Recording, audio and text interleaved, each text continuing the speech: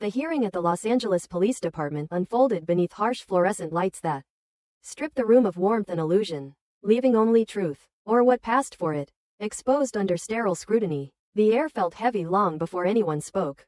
Brooke sat at the center of the long metal table, her posture rigid, her fingers intertwined so tightly that the knuckles blanched. To her right stood her attorney, composed but visibly tense. Across from her were uniformed officers and legal observers, their faces unreadable. Behind Brooke, in silent formation, stood Ridge Jr., and Hope. Their presence was meant to signal unity.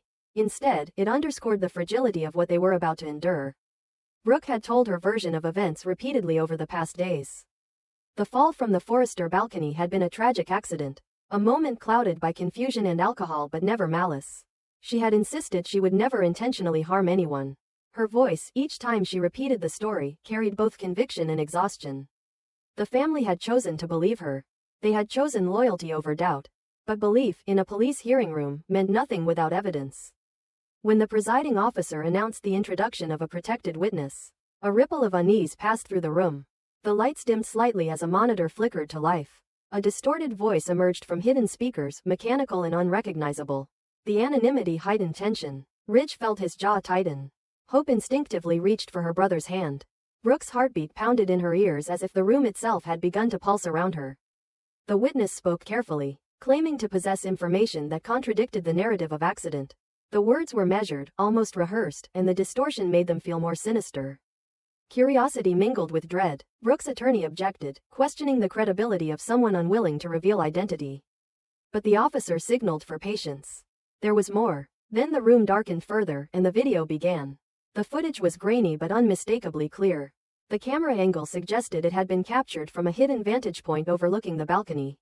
At the Forrester mansion, Brooke appeared on screen, visibly unsteady, her movements exaggerated by intoxication. The victim stood near the railing, engaged in what appeared to be a heated exchange. Though the audio was muffled, the tension between them was evident in gestures and posture. Then, in a moment that seemed to stretch across eternity, Brooke's hands extended forward. The figure staggered backward, collided with the railing, and vanished from view. The silence that followed was suffocating. Brooke stared at the screen, her mind rejecting what her eyes absorbed. It was her. The dress, the hair, the unmistakable outline of her face. Yet the intent, was it truly there? Was that push deliberate or a drunken miscalculation? The footage offered no mercy. It did not pause for context. It did not provide inner thoughts. It presented only motion and consequence. Ridge felt something fracture within him.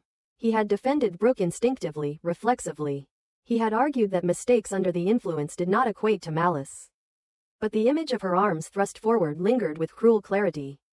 Ridge Jr.'s expression shifted from confusion to disbelief. Hope's breath caught, her loyalty warring against the undeniable visual evidence. The narrative they had clung to unraveled in seconds. Brooke's lips parted, but no immediate words emerged. Her complexion drained of color as realization dawned. Whether the act had been intentional or not, the footage did not support innocence.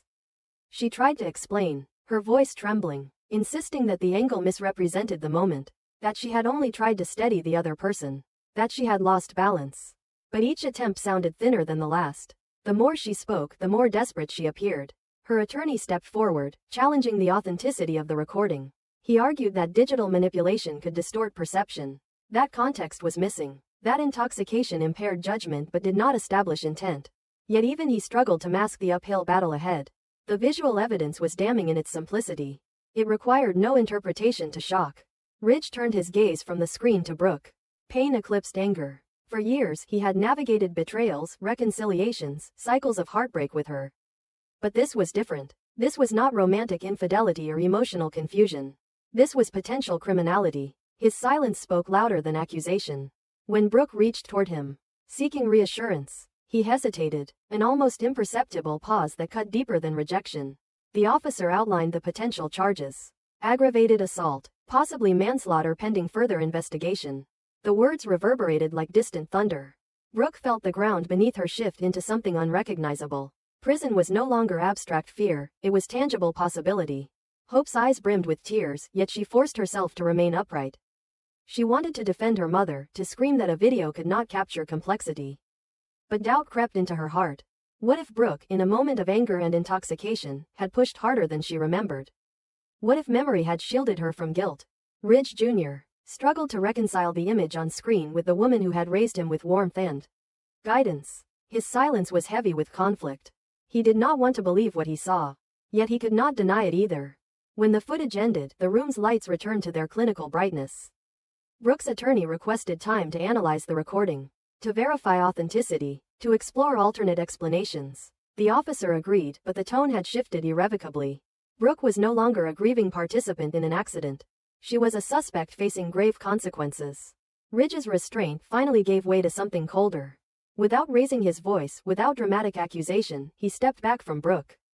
The gesture was subtle but unmistakable. He needed distance, not from love, but from uncertainty. His disappointment was not theatrical, it was devastatingly quiet.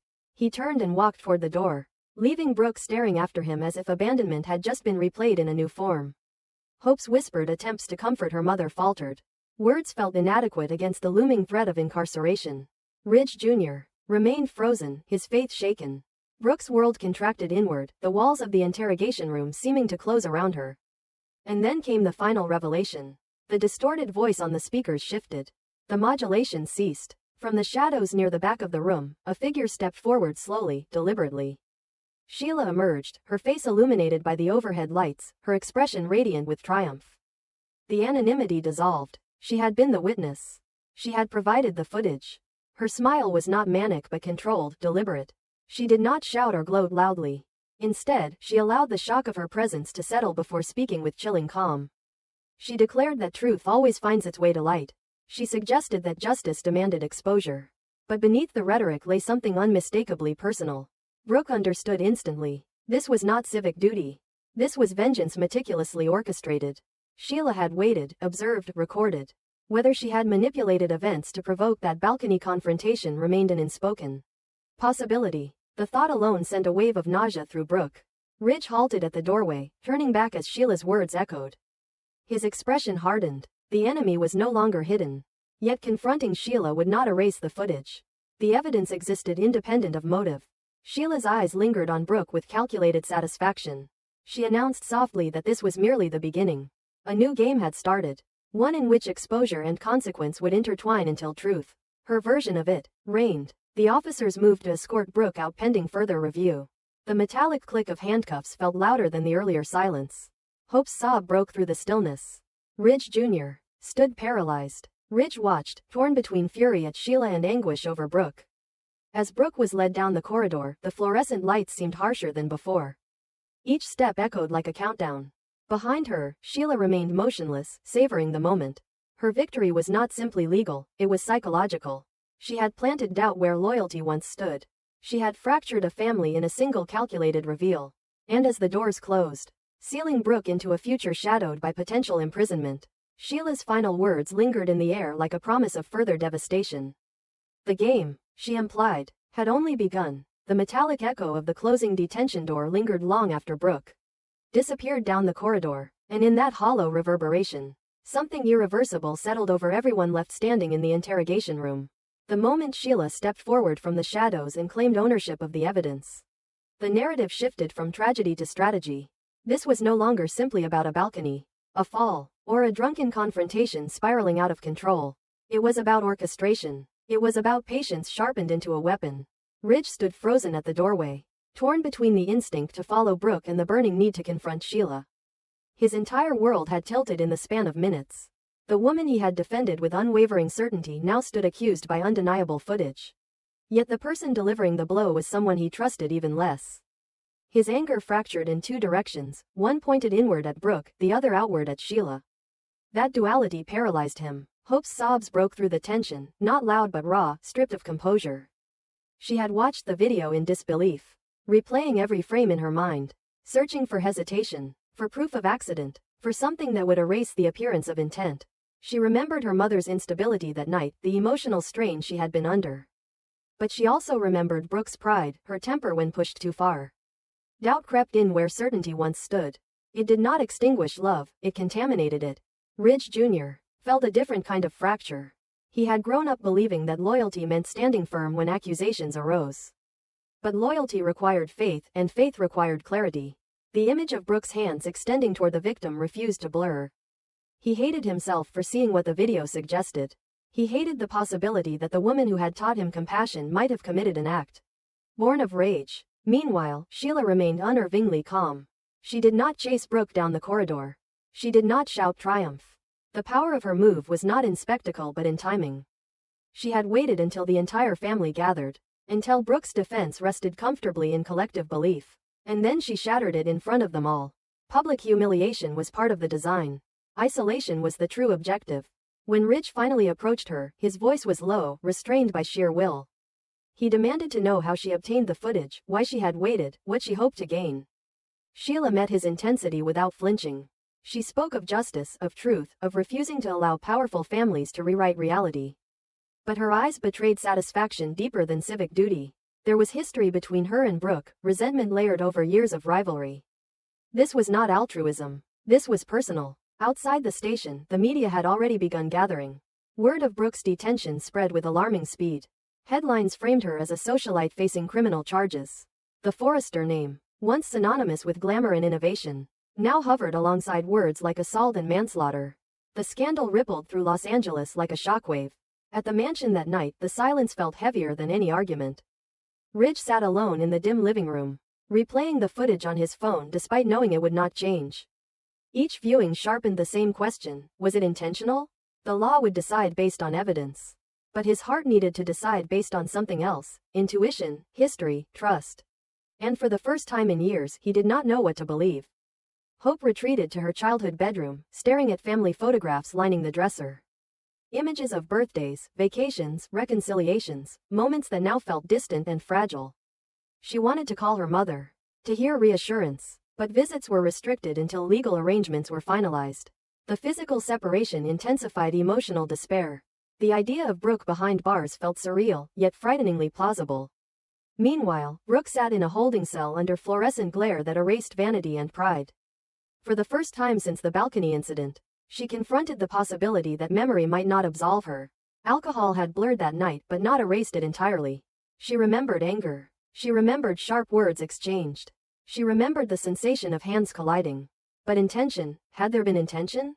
Or had emotion eclipsed judgment in a split second? The line between accident and impulse now determined her future. Her attorney visited her before dawn, laying out the legal reality. The video was powerful evidence.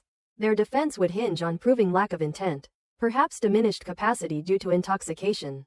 Perhaps manipulation of footage. But none of those arguments erased the visual impact. Brooke listened, her composure wavering only once when the word prison surfaced again. The concept that her life could narrow to concrete walls felt suffocating. Back at the station, Sheila continued speaking to investigators. She positioned herself as a concerned citizen, someone who could not ignore what she had witnessed. Yet even as she cooperated, her motives ran deeper. She understood that doubt was more corrosive than conviction. Even if Brooke avoided the harshest sentence, the seed of mistrust had been planted within her family. That fracture might prove more enduring than any legal outcome. Ridge eventually requested a private meeting with Brooke. When they faced each other across the visitation glass, the distance felt immeasurable. Brooke reached for the receiver with trembling fingers. She did not beg, she explained. She insisted she would never intentionally harm someone. She spoke of confusion, of imbalance, of fear. Ridge listened, searching her eyes for something steady. He wanted to believe her. But belief required reconciliation between memory and evidence, and that bridge remained unstable. He asked the question neither had voiced aloud: did she push out of anger? Brooke's silence lingered too long before her denial emerged. That hesitation cut deeper than any admission. After the visit, Ridge stepped outside into the pale morning light, feeling older than he had the night before. He realized that regardless of legal verdict, something between them had shifted irrevocably. Love could survive many storms. But could it survive doubt of this magnitude? Hope and Ridge Jr. joined him later, their faces marked by sleeplessness. They spoke of fighting, of standing by Brooke publicly. Yet beneath their determination lay uncertainty. Family loyalty demanded solidarity, but integrity demanded truth. They were caught between the two. As the episode neared its end, Sheila stood alone on a quiet overlook above the city, watching traffic weave below like threads in a tapestry she believed she now controlled. Her phone buzzed with a message from an unknown contact, confirmation that media coverage was intensifying. She smiled, not widely but with chilling precision. In her mind, the exposure of Brooke was merely the opening move. There were more layers to unfold, more vulnerabilities to exploit. She understood that public disgrace could be leveraged into private manipulation. Perhaps Ridge would grow distant. Perhaps hope would fracture under pressure. Perhaps the Forrester legacy would tremble once more. She whispered softly into the morning air that the game had only begun. And in that declaration lay the true threat. Not the legal proceedings, not the courtroom verdict, but the knowledge that Sheila thrived in chaos and had no intention of stepping back now that she had drawn first blood.